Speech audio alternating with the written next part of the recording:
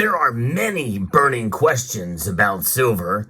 There's nothing new there, but there are two questions that will be answered very, very soon, likely next week. And we're going to discuss what those questions are and give you a hint as to what the answers possibly could be.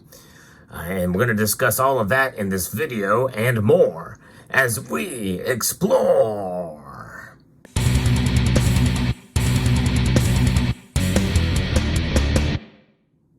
Silver's price had an historic move on Friday, climbing up over $2. In fact, $2.01 to be specific. That's a 6.8% climb. That is a dramatic move for one day, an explosion in price for sure, bringing it up to $31.58 an ounce on the close. We've not seen numbers like that since 2013. Now, in 2013, when the price of silver was over $31.50, it was a much different number back then than it is today. Why is that? Well, because of inflation. So as dramatic of a move that this was, there's still a lot of more room for it to go up in order for it to really, truly match what it was in 2013 in real dollars. In other words, adjusted for inflation. But there are a lot of questions out there. And before I get to the two big questions about silver, we must first talk about the other burning questions about silver. Because there's a lot of speculation in the silver markets, no question about it. And as far as many people who like to prognosticate about the metals complex, many people feel that the price of silver is manipulated. And actually, that is true. I've documented on this channel, covered stories about especially the most famous case that has been happening with JP Morgan spoofing the price of silver with its precious metals trading desk. And there were convictions and there were rulings there that proved that it was happening. However, that does not necessarily prove price suppression, which is a different thing. In other words, a cabal of institutions to keep the price down is what many people think that's the case. Certainly one of the most guilty parties of that, which is for sure a natural suppressive agent, would be the Federal Reserve because of what they do to strengthen the dollar. Every time the dollar is strengthened, well, that puts pressure on silver and gold as well by nature. But the mere existence of the derivatives market as well is a suppressive force. Now, we know that exchange-traded products can be both suppressive and inflation-driven. In other words, inflating the value of an asset. We saw that with Bitcoin. We also saw that with silver back in 2006 when the SLV came on board. Since then, the price of silver really kind of blew up a little bit. It went up.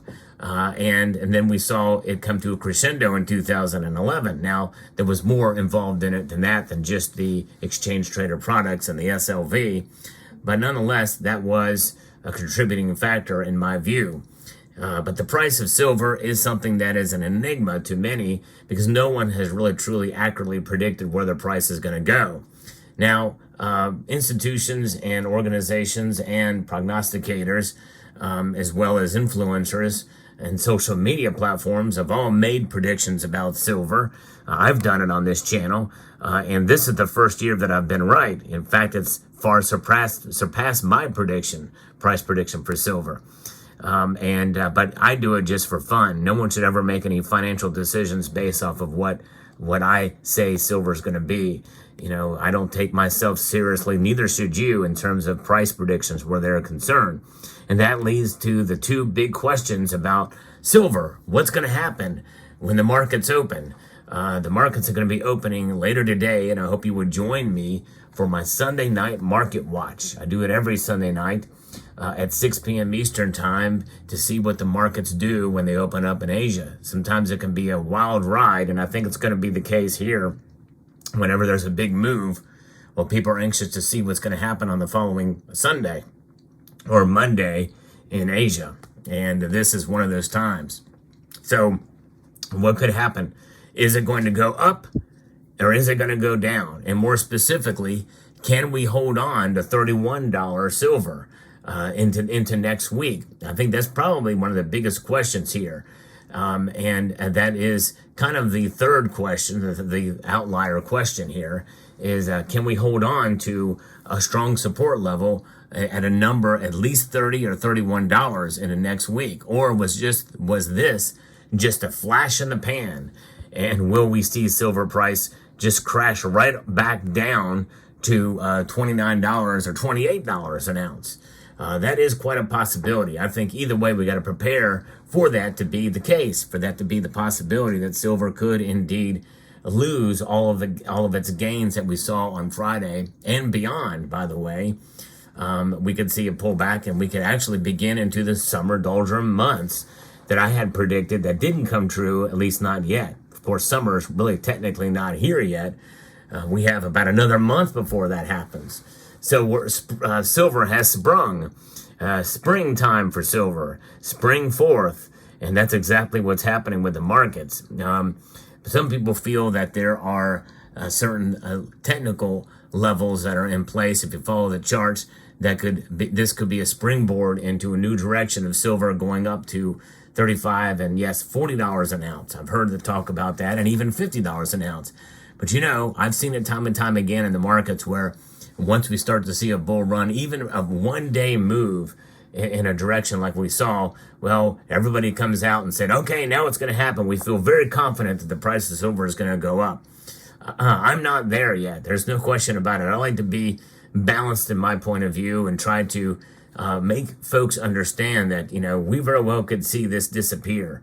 And it is a possibility, just as much of a possibility, likely even more of a possibility than it just continuing like a bull and just continuing to just climb up dramatically. Now, could it happen? Yes. And I am open-minded enough to see that could be the case. And we could see it continue to climb and climb dramatically.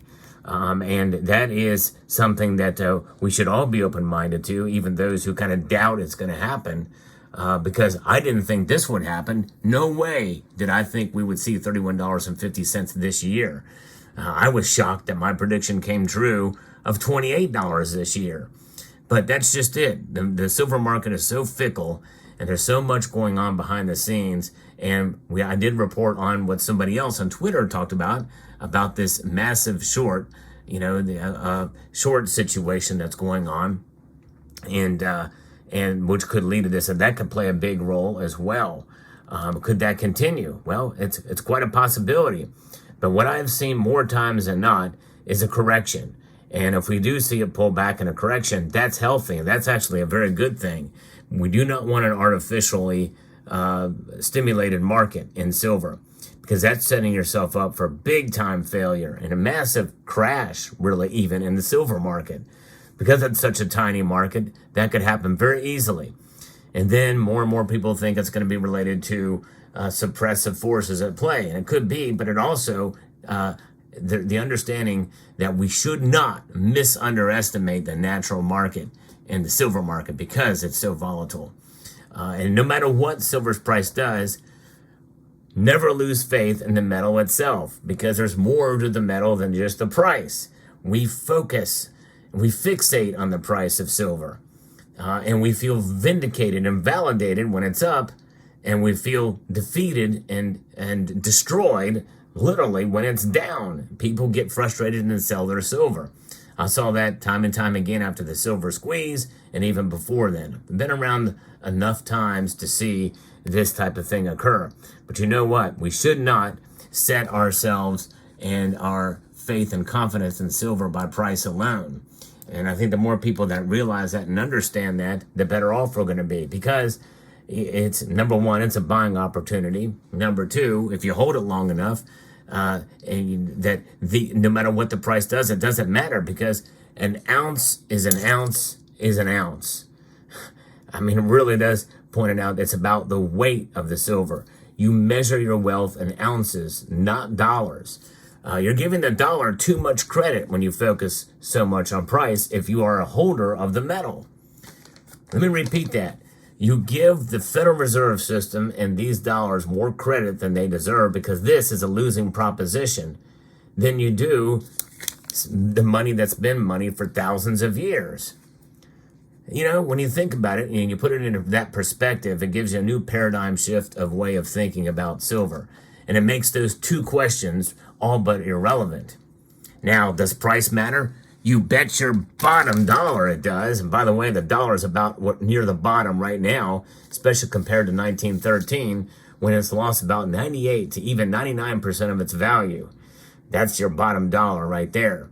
But price does matter if and when you need to sell. Notice I say need to sell. In other words, if you don't need to sell and you have the luxury of holding it, well, just hang on to it. Hang on to it through the highs and lows. Because why should you hold on to it during the highs if you don't need to sell it?